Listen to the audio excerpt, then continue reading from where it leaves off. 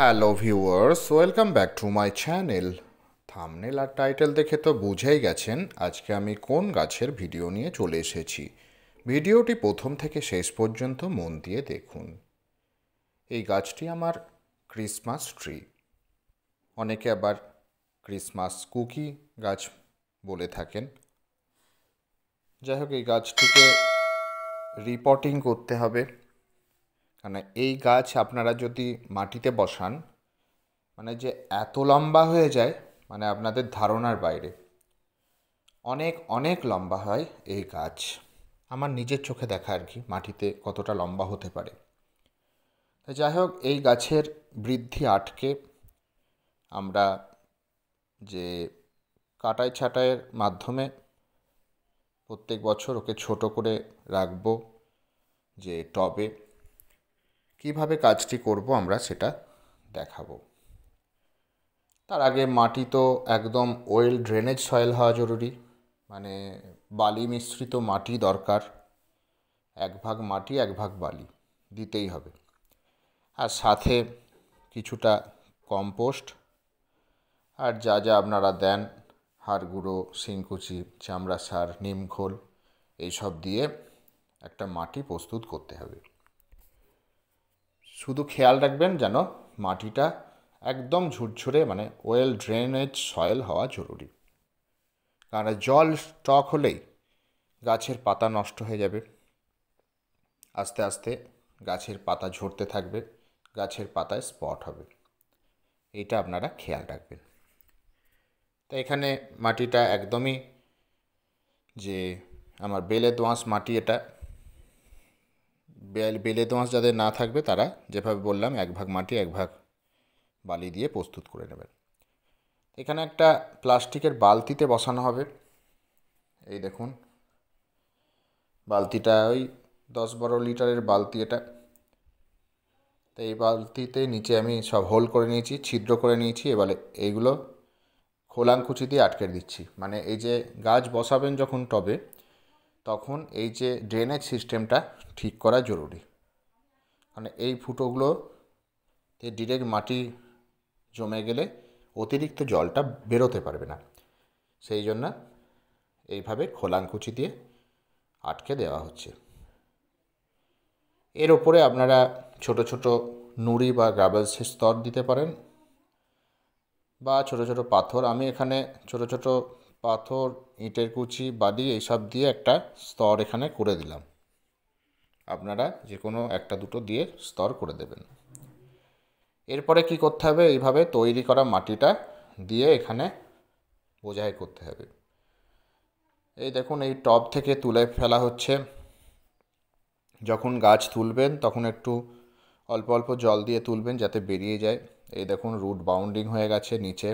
এই দেখুন, এইটাকে কেটে দিতে হবে, এই রুট মানে ছাড়িয়ে দিতে হবে, যাতে আরও কিছুদিন ওই পটে, এখন অবশ্য একে যা পট দেওয়া হচ্ছে এটা অনেক দিন চলে যাবে। এই দেখুন, এই দেখুন সব রুট, এই নিচের রুটগুলো আপনারা নির্দ্বিধায় কেটে দেবেন, কোনো ভয় পাবেন না। অনেকে হয়তো ভাবেন যে কেটে দিলে গাছ মারা যেতে পারে। না বন্ধুরা, মারা যাবে না। এই দেখুন, আমি একটা কাঁচির সাহায্যে এই রুটগুলো কেটে দিচ্ছি। নতুন বাগানিরা খুব ভালো করে দেখুন কিভাবে রুট প্রুনিং করতে হয়, মানে রুটের কাটা ছাঁটাই করতে হয়, খুব ভালো করে দেখে নিন আপনারা। এরপরে গাছ আবার আরও নতুন নতুন দেখবেন পাতা ছাড়বে। আর এই গাছের তো পাতাতেই সৌন্দর্য, এর কোনো ফুল ফল হয় না। অতএব পাতা যদি নষ্ট হয়ে যায় তাহলে তো খারাপ লাগবেই দেখতে। সেই জন্য আমাদের সেইটা তো মাথায় রাখতেই হবে। সেই জন্য আমাদের ঠিক টাইম এদের প্রুনিং প্লাস রিপোর্টিং করতেই হবে, মানে শাখা, মানে যে যে রুটের কাটিং আর কি, সব কিছুই করতে হবে আমাদের। তা দেখুন, এখানে আমি মাটিটা নিয়ে নিয়েছি, যে এবার বসিয়ে দিচ্ছি ঠিক মিডিল বরাবর। একটা মিডিল তো মানে এটা খুব একটা বড় পাতা, মিডিলই হয়ে গেছে। এইবার বাকি অংশটাও আমি ওই প্রস্তুত করা মাটি দিয়ে ভালো করে চেপে চেপে বোঝাই করে দেবো। এই দেখুন, এখানে মাটি আমি দিয়ে দিচ্ছি। এইভাবে দেখুন, চারিদিকে ভালো করে বেশ চেপে চেপে খুব ভালো করে দেখুন নতুন বাগানিটা বেশ কীভাবে চেপে চেপে দিতে হয় দেখুন, একটা নিড়ানির সাহায্যে এইভাবে চেপে চেপে, এই দেখুন ঠিক এইভাবেই আপনারা করবেন। খুব ভালো করে চেপে চেপে চেপে চেপে চেপে চেপে না দিলে কি হয়, অনেক সময় এয়ার গ্যাপ তৈরি হয়ে যায়। এয়ার গ্যাপ তৈরি হওয়া মানে রুটের ক্ষতি। সেই জন্যে যখন ভালো গাছ বসাবেন আপনারা ভালো করে চেপে চেপে এইভাবে মাটিটা সেট করে দেবেন।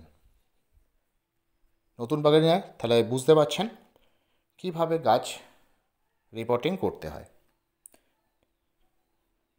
খুব ভালো করে এই কাজটা না করলে অসুবিধা আছে গাছের। সেই জন্য আমি প্রত্যেককেই বলি যে আপনারা অন্তত ধৈর্য দিয়ে মন দিয়ে ব্যাপারটা আগে বুঝে নিন, শিখে নিন, তারপরে আপনি করবেন।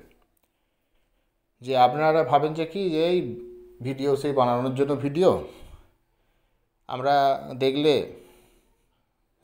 আমাদের বা কী লাভ, না না, লাভ অনেক আছে। যারা মন দিয়ে শেখে ভালোই লাভ। আচ্ছা, এবার দেখুন আমি জল দিয়ে দিচ্ছি। গাছ বসানো বা রিপোর্টিং হয়ে গেলে এইভাবে ভরপুর জল দিয়ে দিতে হয়। আমিও জল দিয়ে দিলাম। দেখুন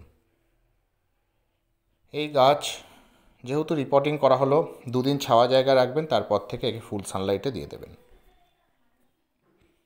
আচ্ছা, তাই করবেন। আর এই গাছের কিছু পাতা নষ্ট হয়ে গেছে, সময়ের অভাবে ঠিক টাইমে আমি রিপোর্টিংটা করতে পারিনি। তো যাই হোক, এই যে শাখাগুলোকে আমরা কেটে দেব। এই যে যেগুলো নষ্ট হয়ে গেছে যে পাতাগুলো আর কি, এগুলো সবই সেই পাতা। তা এগুলোই পাতা, এগুলোই শাখা, যাই বলেন আর কি। তা এইগুলোই সৌন্দর্য। তো এইগুলো আমি কেটে দিচ্ছি। এখানে 4টি নষ্ট হয়ে গেছে, এই 4টি আমি কেটে দিচ্ছি। 4টি আমি কেটে দিলাম। আপনারা চাইলে এই জায়গায় যে একটা ফাঙ্গিসাইডের প্রলেপ লাগিয়ে দিতে পারেন, স্যাপ ফাঙ্গিসাইড নিয়ে একটু প্রলেপ করে লাগিয়ে দিতে পারেন। আর আপনারা স্যাপগুলো জল একটু মাটিতে দিয়ে দিতে পারেন, তাহলে কী হবে, ফাঙ্গাস ধরার চান্স থাকবে না, একদম নিশ্চিন্ত আর কি। এই কাজটা অবশ্যই করবেন। দেখবেন কিছুদিন পর থেকে আবার নতুন নতুন পাতা গজাবে, দেখতে খুব সুন্দর, খুব সুন্দর দেখতে আর কি। যে এই যে বললাম যে পাতাতেই সৌন্দর্য, বেশ অন্য টাইপের দেখবেন, ঠিক যেন মনে হবে যেন একটা সেই প্লাস্টিকের যেন তৈরি মনে হয় আর কি, মানে খুব সুন্দর লাগে দেখতে। এই ক্রিসমাসের সময় এই গাছে টুনি বাল্ব দিয়ে সাজানো হয়, খুব সুন্দর দেখতে লাগে। তো এইভাবেই বসান, আপনারা রিপোর্টিং করুন, গাছ ভালো থাকবে। আর খাবার বলতে কি, বেশি খাবার এদের দেওয়া হয় না।